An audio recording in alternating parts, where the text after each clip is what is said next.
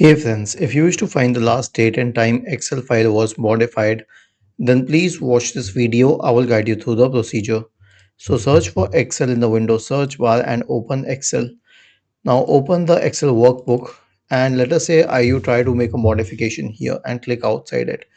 Okay, so the ideal way to check for the last modified time is to click on file and then select info, and you'll find the last modified and created time here, but you will see that the last modified time is blank. Why? Because we didn't save it. So if I save it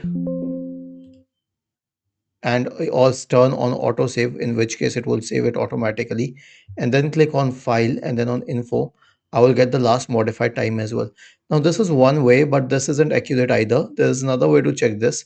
Click on this downward pointing arrow and select version history. Okay, so it will show the version history of the updatations. This is what this shows.